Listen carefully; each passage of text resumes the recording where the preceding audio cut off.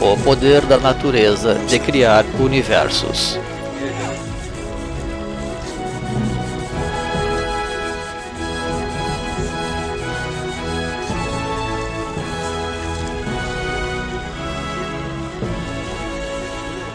O gesto primordial de produzir o fogo vital.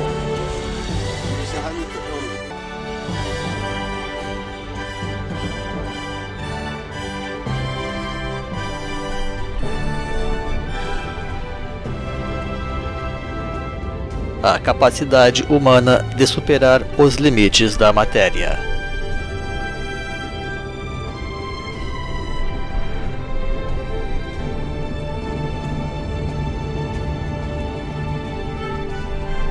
O conhecimento e a compreensão das grandes leis da evolução, sempre renovadas periodicamente sobre a Terra.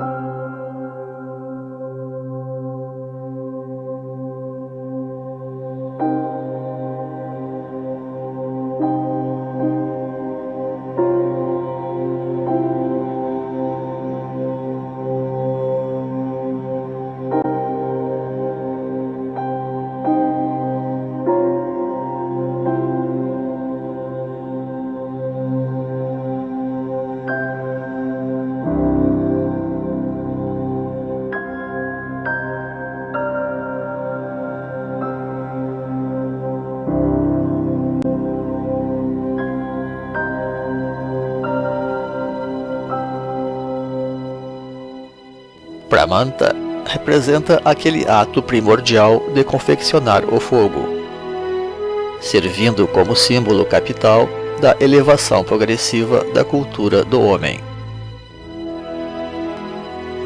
O controle do fogo representou a primeira grande revolução tecnológica do homem, que foi realizada ainda pelos primitivos hominídeos, há uns 2 milhões de anos, de forma mais ou menos irregular.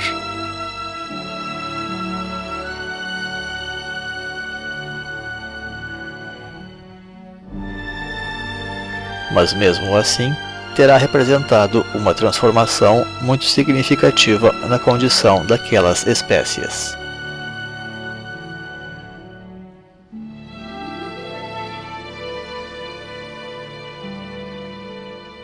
Na verdade, a descoberta do fogo coincide com o aparecimento do Homo erectus.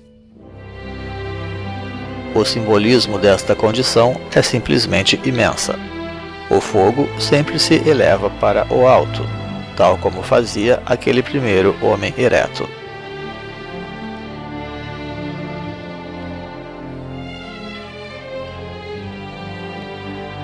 Da mesma forma como a própria utilidade do fogo também é enorme, começando com a possibilidade de cozinhar e processar melhor os alimentos.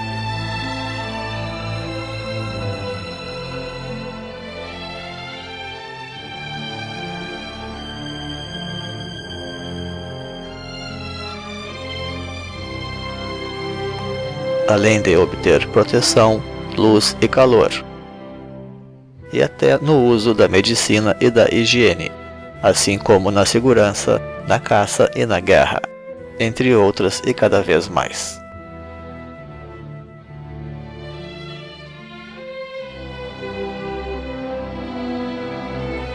O Homo erectus descende, pois, do Australopithecus e do Homo habilis, que já faziam uso e a confecção da pedra lascada, e foi o ancestral comum de várias espécies que viriam a cruzar mais tarde com o Homo sapiens.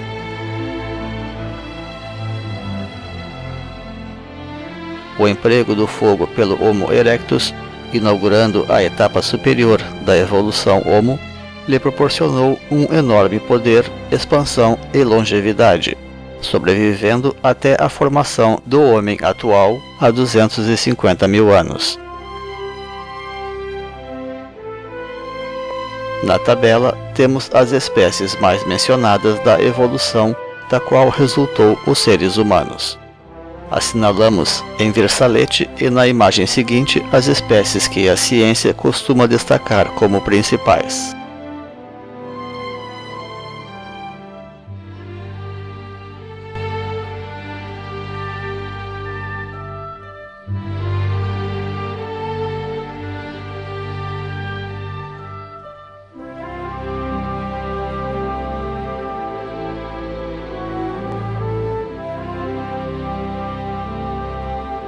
Foi o Homo erectus quem também inaugurou a migração primitiva para fora da África, se é que ele não aprendeu a caminhar sobre dois pés para poder vencer as grandes distâncias da África mesma e conquistar todas as vantagens que a velocidade lhe outorgava.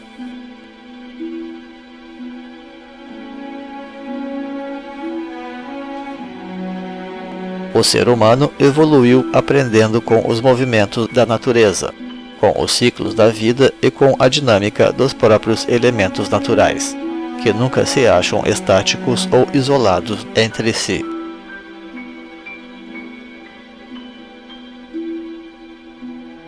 E quando saiu da África, foi já amparado pelo poder do fogo que ele conheceu, disposto a colocar em prova este novo poder em cenários mais desafiadores. Ele que conquistara toda a África e desejava agora ampliar os seus domínios.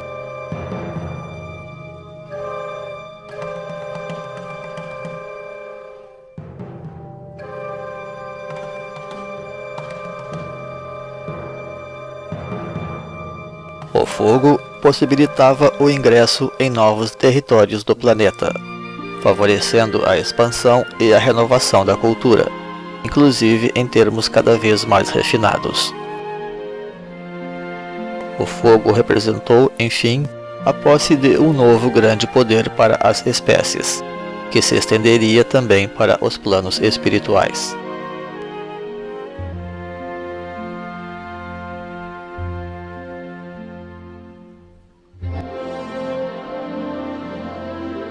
E quando finalmente este revolucionário Homo erectus saiu de cena, o Homo sapiens estava tendo o seu surgimento.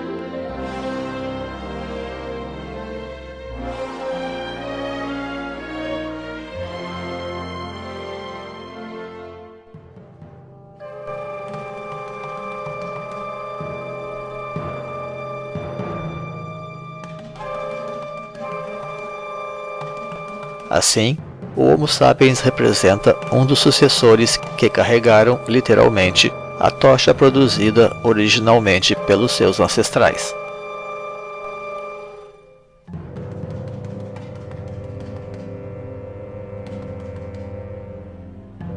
Sob a implacável mudança das estações do mundo.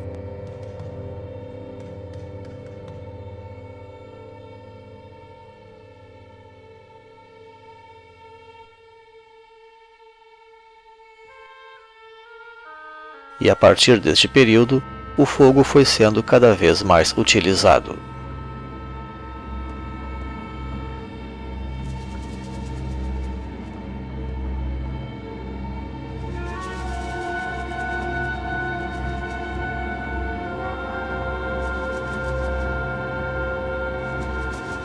Não casualmente, o completo domínio do fogo como uma prática generalizada há cerca de uns 50 mil anos prepara a chegada do Homo sapiens sapiens, a subespécie humana atual. Este é também o período em que a ciência descreve como inaugurando a forma de comportamento moderno do Homo sapiens.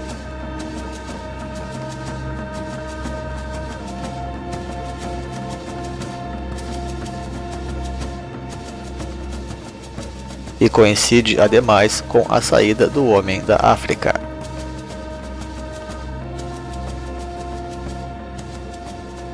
E aqui, sob este importante alinhamento de fatores, Começamos então a escrever a verdadeira história da evolução superior do homem.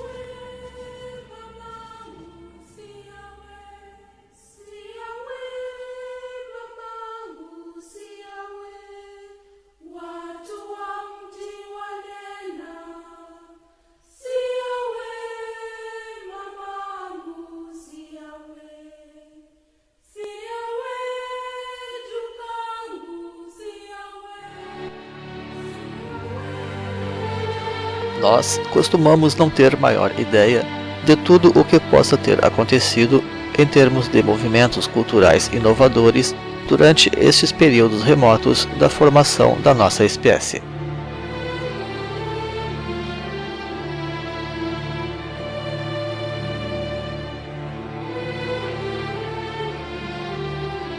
E menos ainda sabemos a respeito dos períodos anteriores e dos hominídeos ou das outras espécies humanas que coabitaram com o Homo sapiens. Mas pouco a pouco, esta capa densa de desinformação vai sendo removida, para entendermos a extensão e a profundidade da herança destes nossos ancestrais, através da arqueologia e da paleontologia sobretudo, mas também com novos instrumentos de dedução.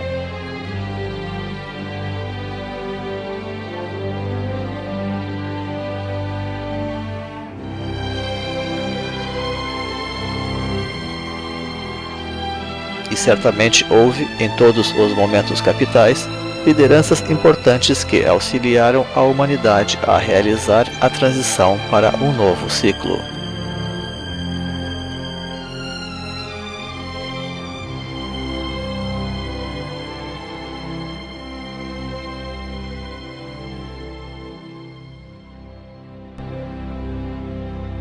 Devemos reconhecer que, quando os cientistas declaram que somente o Homo sapiens sapiens, com seus meros 50 mil anos de idade, apresenta modelos de comportamento semelhante aos atuais, estes cientistas estão se atendo quase meramente a fatores culturais exteriores e aparentes, sem levar em conta aquelas construções culturais mais remotas e subjetivas, muitas delas herdadas inclusive de espécies mais antigas ou paralelas ao Homo sapiens, contribuindo na capacitação humana para se constituir e se preservar diante dos desafios do mundo, mas sobretudo perante as suas próprias complexidades, como é o caso da socialização, das regras matrimoniais, das estruturas de parentesco, das hierarquias sociais e da própria religiosidade, sem esquecer das artes e da linguagem mesma.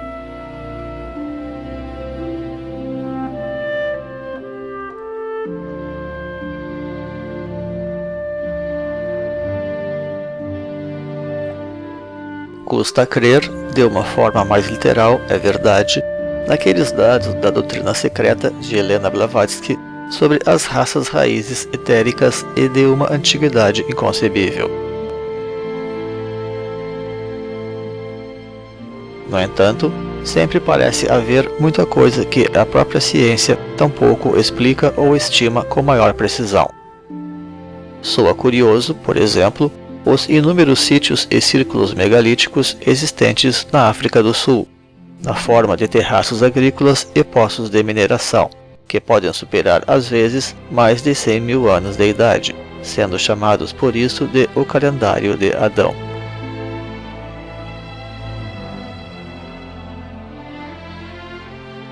O fato é que alguns dos ciclos delineados pelos teósofos soam impraticáveis na esfera da evolução humana naquela escala proposta, especialmente em termos lineares ou circulares. Por outro lado, os famosos ciclos hindus do Manvantara e também aqueles de maior amplitude dos antigos maias, com suas características espirais de evolução, já se prestam muito bem para representar a evolução humana desde as suas origens hominídeas, através dos 4 estágios principais que a ciência também trata de registrar. Neste sentido, tal padrão de evolução segue a estrutura quaternária e decimal da Tetráctis pitagórica 4-3-2-1, numa espiral de tempo também semelhante àquela prevista pela ciência, e onde a evolução propriamente humana encerra essa estrutura através daquele ciclo que representa a própria unidade de tempo desta evolução. Este modelo reserva, ademais, facetas paralelas para a própria evolução humana moderna do Homo sapiens, através do registro paralelo do grande ano de Platão, como demonstra o glossário teosófico de Blavatsky. Seja como for, a ciência define o marco de 50 mil anos como a conquista de um padrão de cultura ou de comportamento semelhante ao moderno ou atual, o que podemos certamente aceitar por verdadeiro, mas sempre dentro de limites. Com sua inclinação materialista e parcial, a ciência muitas vezes consegue registrar os fatos mais concretos com precisão, mas facilmente fica a dever na avaliação dos conteúdos reais e dos mecanismos motores da humanidade, passando por alto muitas daquelas questões mais subjetivas que costumam ser algumas das grandes motivações para as iniciativas humanas. Este marco define realmente um novo passo da evolução humana, através das chamadas rondas mundiais e suas raças raízes, compondo e estruturando a evolução antropológica ou cultural do Homo sapiens, o qual foi então evoluindo desta forma mais definitiva mediante uma sucessão de migrações através do mundo. Reservaremos, porém, o detalhamento desses processos mais recentes para a parte 2 desta série, limitando-nos aqui a assinalar este momento final de transição através de algumas das suas principais características, tais como a ascensão definitiva da cultura do fogo sagrado na evolução do Homo sapiens, sob a guiança dos seus mestres de luz, coincidindo, não casualmente, com o seu definitivo controle do fogo físico.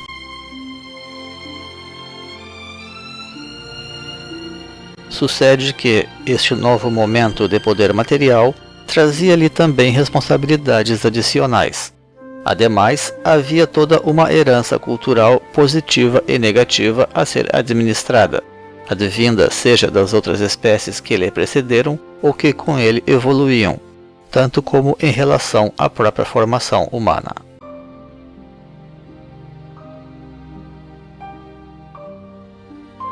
Tudo isto acarretava, pois, um considerável acúmulo de influências, demandando migrar urgentemente para fora da África em busca de novos horizontes, num paralelo semelhante ao da peregrinação espiritual em busca de si mesmo, incluindo ali propósitos físicos e objetivos, como encontrar novos territórios para projetar aqueles superiores estágios de evolução que se necessitava alcançar em maior escala.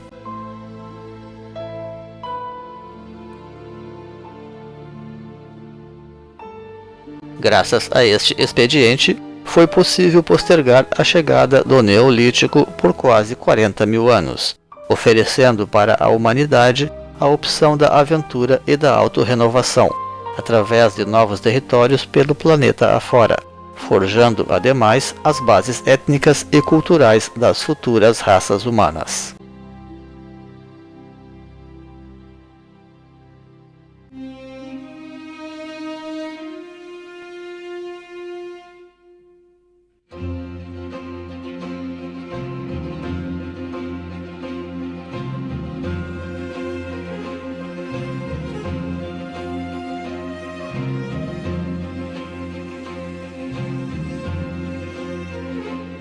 De fato, remontam àqueles primitivos tempos os dilemas e os esforços do ser humano em trabalhar esta dialética cultural entre a natureza e a tecnologia, ou, em última análise, entre a espiritualidade e o materialismo, assim como entre o equilíbrio e as desarmonias de toda a ordem.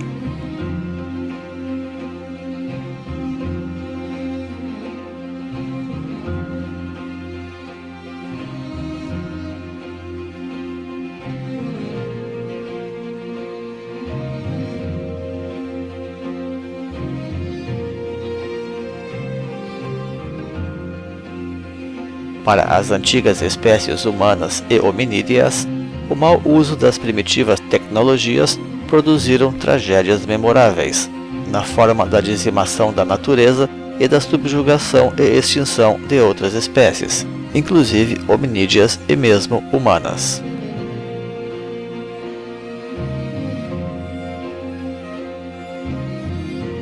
De modo que muitos desses esforços de migração teriam visado justamente uma regeneração humana mais próxima à natureza e da sabedoria, afastando o homem de modelos culturais corrompidos e artificiais.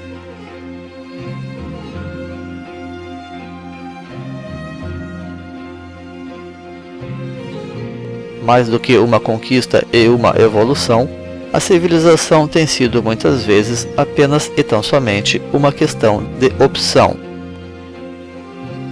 Uma das primeiras provas disto seriam aquelas precoces elaborações tecnológicas sul-africanas, que parecem remontar às próprias origens da humanidade, onde já se observa sinais de agricultura e da própria metalurgia.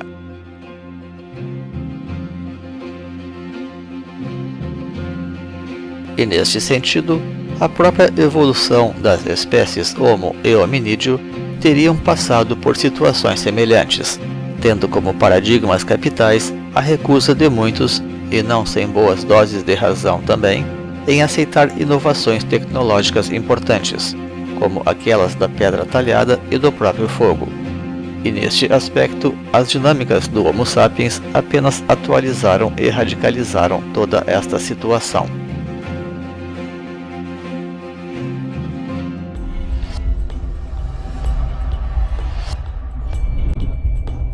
Aqueles primitivos profetas tinham poderosos argumentos, tal como a preservação do sagrado meio ambiente e suas forças tão pulsantes, dentro de um animismo ou panteísmo longamente cultivado, vitais de resto para manter intocado o seu paraíso original de coletores-caçadores.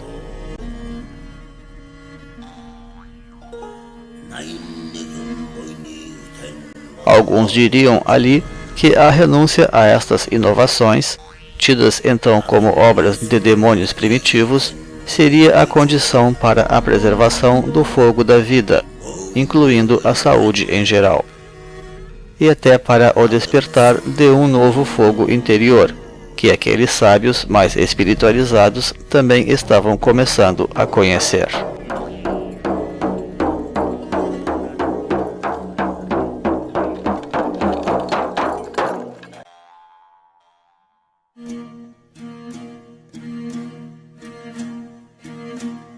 O fogo ameaçava afastar perigosamente o ser humano da sua natureza e transtornar todo o seu meio ambiente.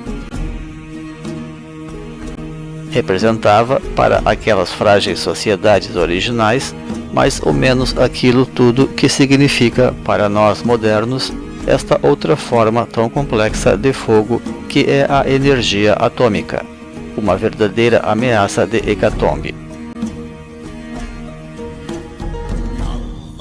capaz de mudar para sempre o nosso modo de vida, enfim, como de fato fez e quem sabe ainda fará.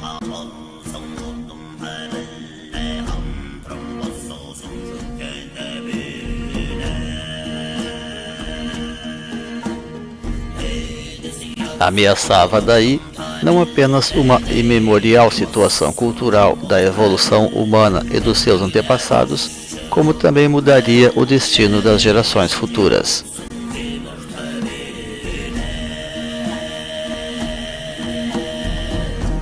Aceleraria sobremaneira a evolução material do homem, sob a aquisição de tecnologias realmente poderosas, de maneira que apenas seres de fato inteligentes poderiam conceber.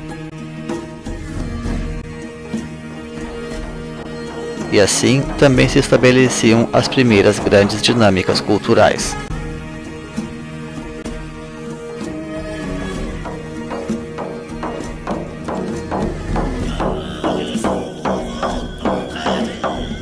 Havendo, no entanto, quem professasse um caminho do meio, propugnando o emprego cerimonial do fogo e declarando escolasticamente que o próprio avanço da espiritualidade adquirida atenuava os efeitos do afastamento relativo do ser humano da sua natureza primitiva.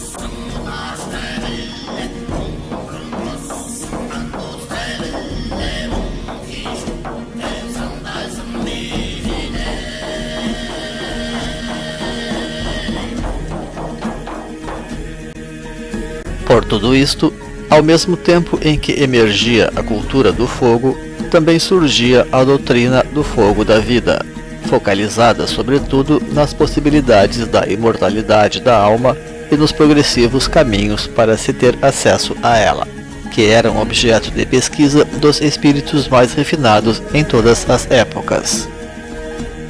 Nisto surgiam também as ideias da reencarnação e da salvação, à medida em que evoluía o poder destes seres espirituais.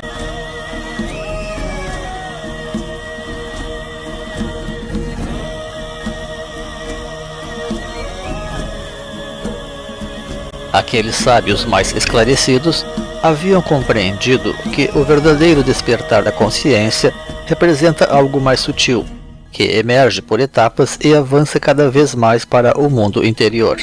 E, na verdade, abarca a esfera do coração, isto é, o amor e o espírito de comunhão com o todo.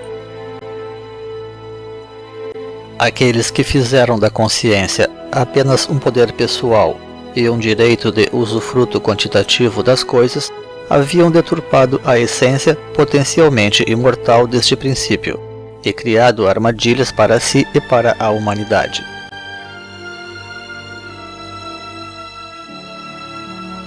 Era preciso despertar a sociedade para a verdade, mas tal coisa não era uma tarefa simples e nem imediata.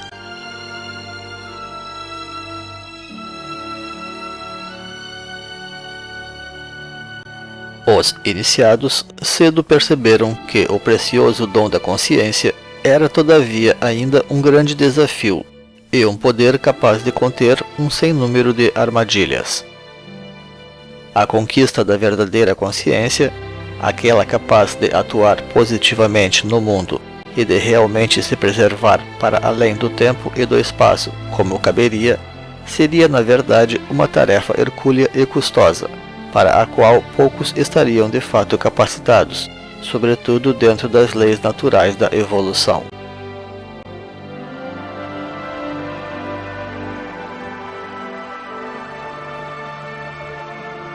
E, acima de tudo, havia aquela que era a suprema questão dentre todas. A que se destinaria a consciência, afinal? Concluiu-se que ela serviria para experimentar cada vez mais profundamente os mistérios da vida e do universo, sem criar barreiras mentais de experiência, mas tampouco sem pragmatismos excessivos. O bom andamento das coisas deveria tratar de equilibrar sempre razão com emoção.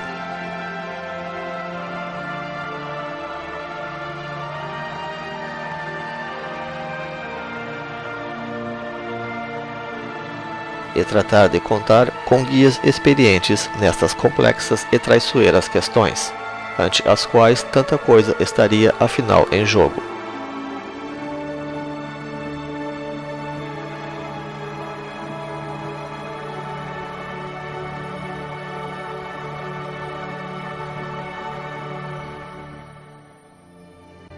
Considerando-se também que ainda havia forças opostas interessadas em fomentar a ilusão, dentro e fora de cada indivíduo.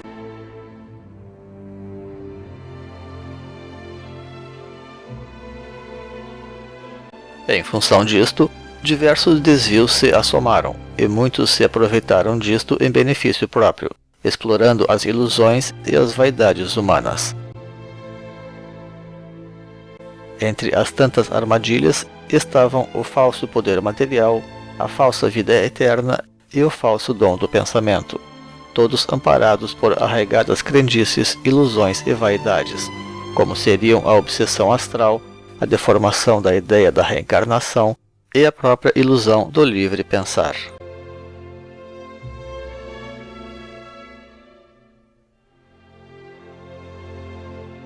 O espiritismo, as plantas de poder, a viagem astral e os animais de poder eram ferramentas poderosas para instruir sobre as possibilidades da consciência, mas traziam também, cada um deles, os seus próprios perigos. Nem todos os espíritos eram de luz. A experiência astral não assegurava por si só a imortalidade da alma, e nem a planta de poder acessava uma verdadeira iluminação ou o animal místico levava a um autoempoderamento final.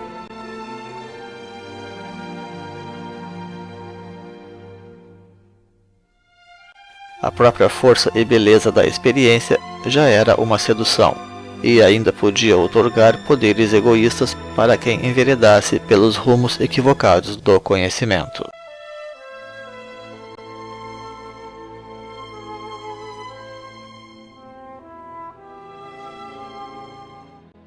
Felizmente, nem tudo eram más notícias ou meras ilusões.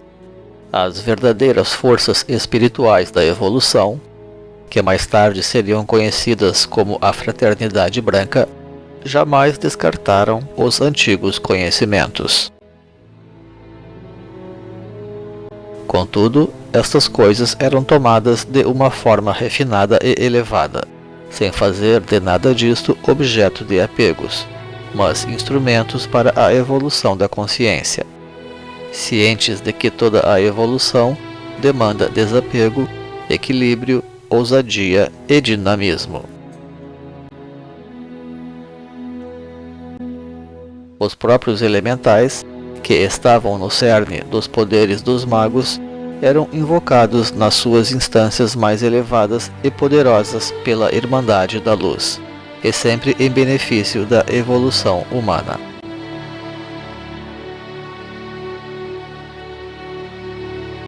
Ademais, à medida em que mais indivíduos iam alcançando a imortalidade espiritual, maiores se tornavam também os poderes dos planos invisíveis, por contar com a força dos sinceros servidores da luz e com o auxílio dos trabalhadores do bem radicados nos planos espirituais após a morte.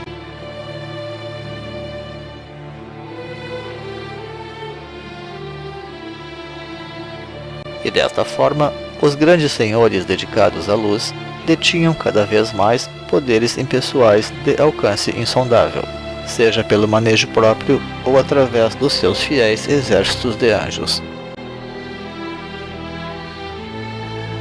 capacitando-se a auxiliar a humanidade em muitas dimensões, abrindo pontes definitivas com os outros mundos que reduziam cada vez mais a premência humana de obter poder pessoal, em troca da colaboração com os mundos espirituais.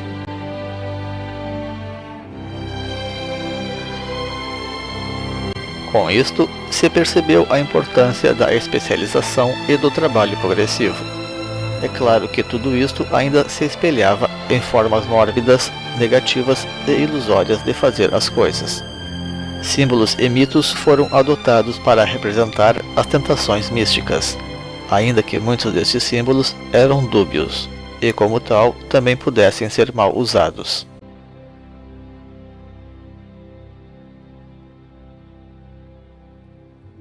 Eram símbolos como as joias, para simbolizar as tentações físicas, a serpente, para simbolizar as tentações astrais, e as feras, para simbolizar as tentações mentais. Mais tarde, também haveriam ilusões espirituais, muito embora estas se expressassem na prática através das anteriores, e onde o dragão buscaria representar estas sínteses negativas.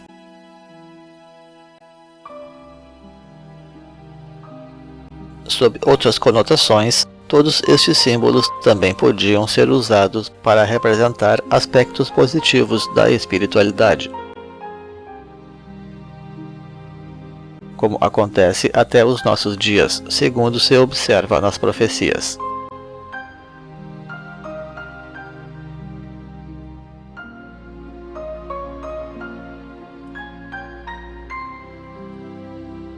E tudo isso tornaria ainda mais necessário se começar a organizar escolas de iniciação que eram, a rigor, verdadeiras escolas de consciência.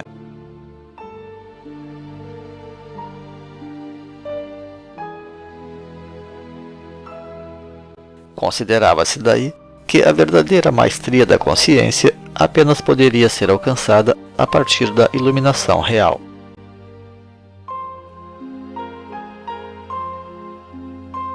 Obtida através da crucificação espiritual que divinizava os homens. Depois que o iniciado consumasse o seu canto de cisne, isto é, elevar-se definitivamente a vibração da sua aura aos planos superiores, mediante um trabalho esotérico científico e, a partir dali, se capacitasse a ascender a Kundalini em definitivo e com segurança.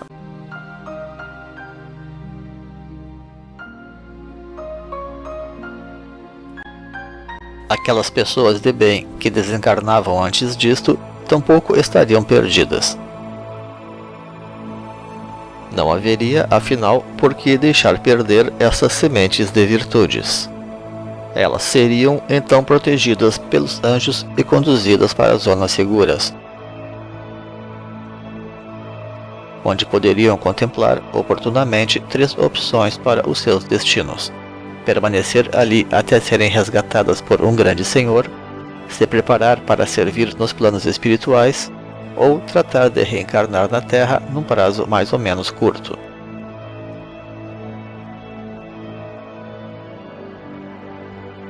Também se poderia aguardar nos planos espirituais,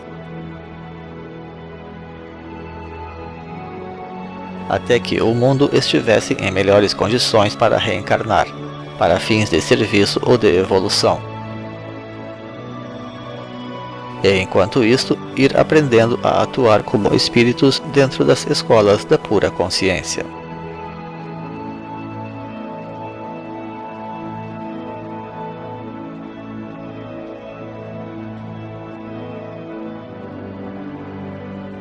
Porém, como cada planeta era uma escola para os seus entes,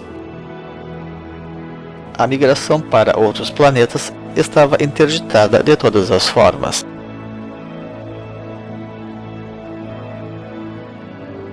Salvo para aqueles mais avançados que pudessem entrar nas naves espirituais dos grandes senhores, quando estes se preparassem para abandonar este sistema solar. Após cumpridas as suas missões cósmicas escolhidas na Terra, quiçá por todo um longo éon.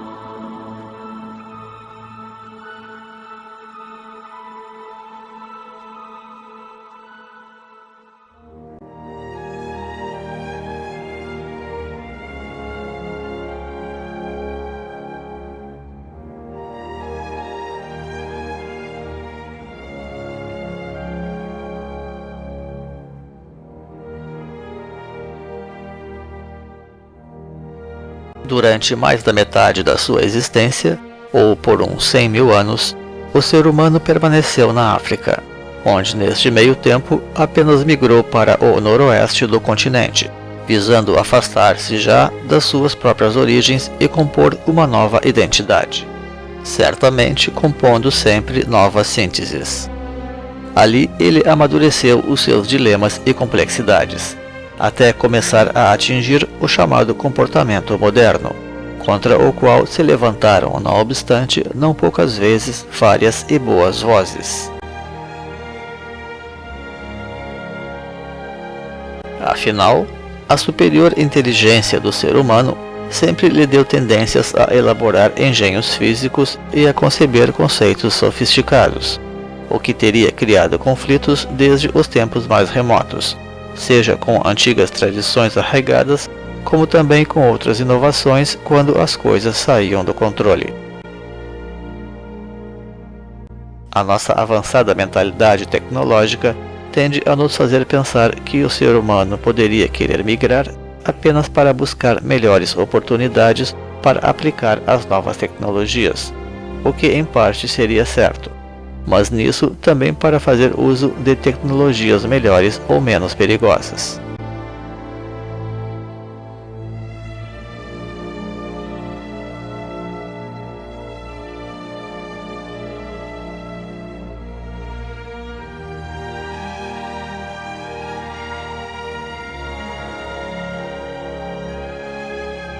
Até por essas razões, enfim, é que o Neolítico nas Américas teria sido mais suave, espiritual e equilibrado do que o Neolítico do resto do mundo, pesem as suspeitas da dizimação da megafauna americana por parte dos povos então chegantes. No geral, permaneciam nos velhos territórios as pessoas conformadas e também aquelas de espírito reformista, mas os verdadeiros inovadores deveriam sempre buscar novas terras para buscar implementar outros paradigmas, e mesmo para restaurar certos valores perdidos na humanidade corrente.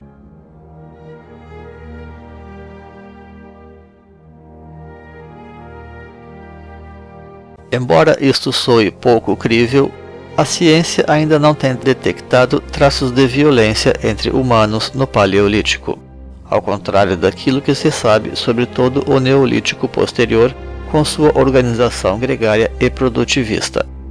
A principal razão para isto seria a baixa densidade populacional daquele período anterior, resultando inclusive nos poucos fósseis encontrados da época.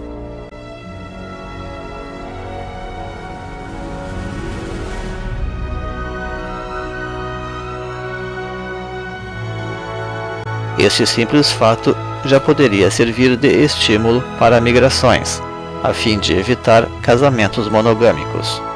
Isto pode ter contribuído para os cruzamentos entre espécies semelhantes, apesar de alguns grupos poderem manifestar racismo e sentido de superioridade, especialmente entre os próprios Homo sapiens.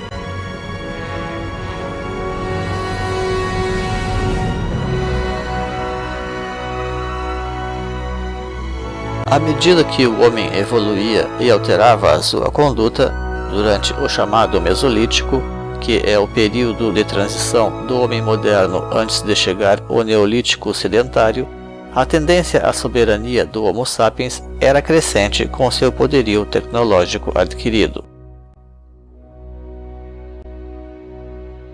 Uma parte dessas aventuras forâneas do homem teriam sido investidas opressivas e até bélicas para conquistar novos territórios e pela dominação cultural. Daí o desaparecimento das outras espécies Homo e Hominídeo à medida em que o Homo sapiens emergia, e, sobretudo, quando ele adquiriu um comportamento semelhante ao atual.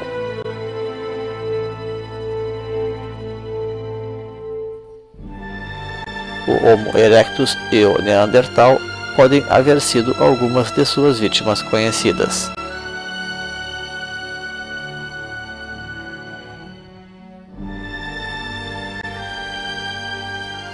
Não obstante, também amadureceu, em paralelo a isto, formas de atuação vindas dos planos espirituais, não raro inspiradas ou mesmo protagonizadas por hierarquias humanas mais avançadas, que remontavam às próprias origens da existência humana, e até de evoluções anteriores às do Homo sapiens, oriundas assim daquelas primitivas resistências, que tiveram no Neandertal e no próprio Homo erectus alguns dos seus maiores baluartes, entre outros aparentados.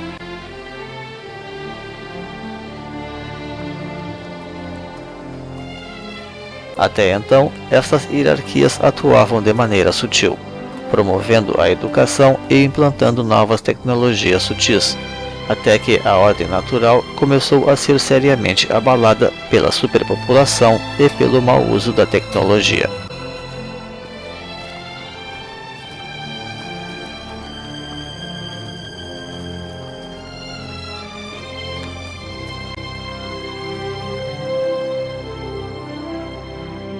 Pois a realidade das escolas de sabedoria e de iniciação, presentes ao longo de toda a evolução humana até os nossos dias, atuando sempre conjugadamente sobre a Terra e também a partir dos planos espirituais, representa uma portentosa realidade e, não obstante, um dos mais desconhecidos movimentos culturais da história humana, criando gênios raciais e movimentos culturais que comumente encabeçaram e nortearam as sociedades, presentes todavia com eloquência através dos seus resultados, surpreendendo também o historiador moderno através dos grandes saltos do conhecimento humano e da sua própria evolução.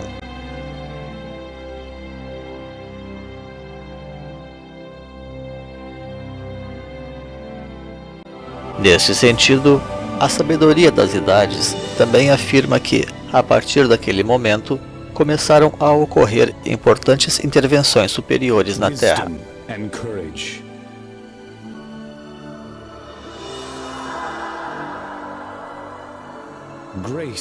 Na forma de grandes mentores que ficaram conhecidos nas doutrinas esotéricas como Pitris ou pais da humanidade.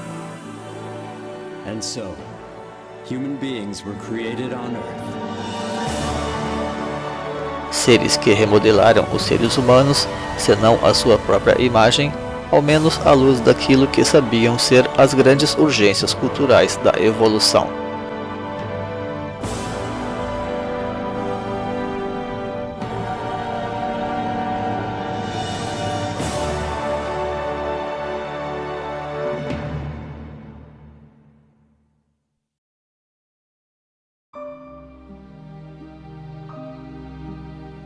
E estas hierarquias superiores também tomam, através disto, iniciações cósmicas na abertura das rondas.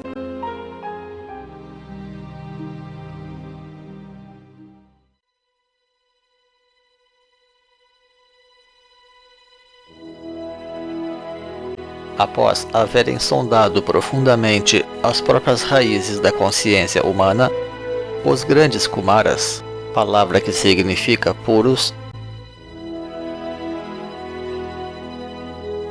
e mais exatamente o próprio Sanat Kumara, forjaram então o grande projeto da evolução consciente.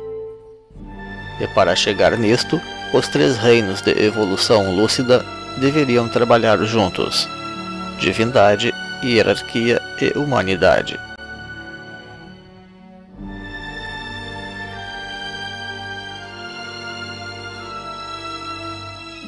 Os próprios Kumaras se tornaram os custódios do misterioso propósito da evolução humana, o qual vela pela progressiva conquista da imortalidade no tempo e no espaço, e ainda além, que eles mesmos têm alcançado e ainda assim seguem aperfeiçoando.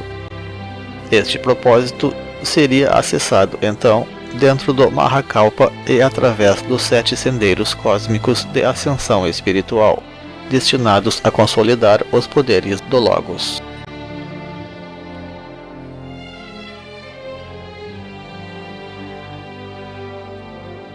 A partir dali, foi elaborado o plano do qual seria custódio, por sua vez, a hierarquia espiritual, destinado a forjar os caminhos da infinitude no espaço.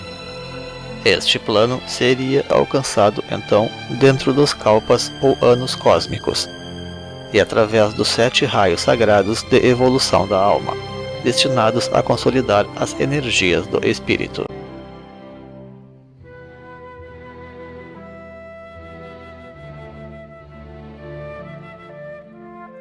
Finalmente, a própria humanidade trataria de desenvolver o programa responsável pela evolução superior, através do cultivo das virtudes humanas, destinadas a forjar os caminhos da eternidade no tempo.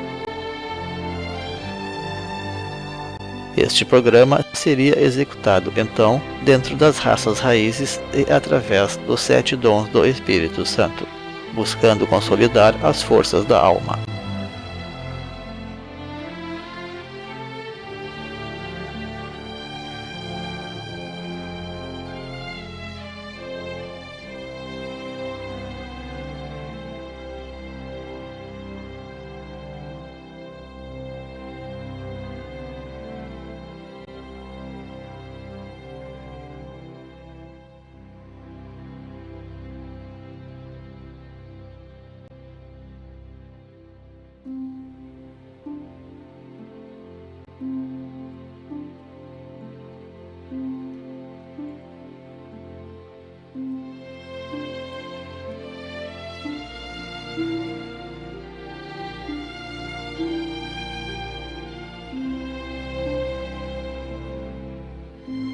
nascia ali um novo grande simbolismo para o Pramanta, onde a humanidade seria Arani ou o fator passivo, a hierarquia seria o Pramanta ou o fator ativo, e a divindade seria a mão que maneja intencionalmente o processo. E aqui a ideia da mão parece conter um simbolismo primordial, seja pelo viés do pentagrama, o fractal das transições, onde se manifesta Deus, seja pela própria etimologia, donde o sânscrito Manu, mentor, Manas, mente, e Manusya, homem.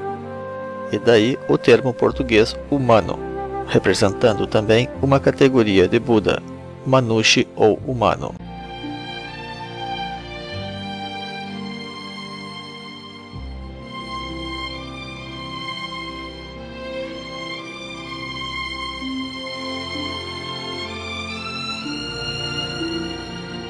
O mundo espiritual parece velar mistérios insondáveis que desafiam a razão, porque a razão é afinal limitada e limitadora.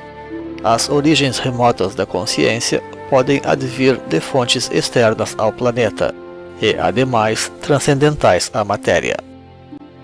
A própria vida é um mistério, e ela já pode ser um degrau desta consciência. O verdadeiro espiritualista conhece o mistério do despertar para uma consciência superior, geralmente relacionada a uma insatisfação com o meramente mundano.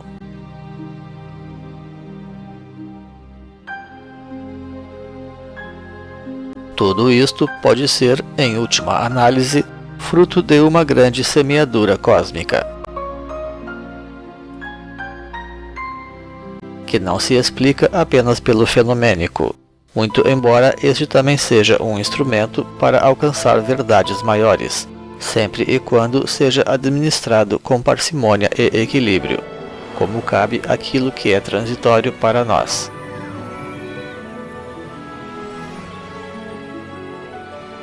Em suma, o nosso futuro pode trazer às vezes a melhor explicação para o nosso passado.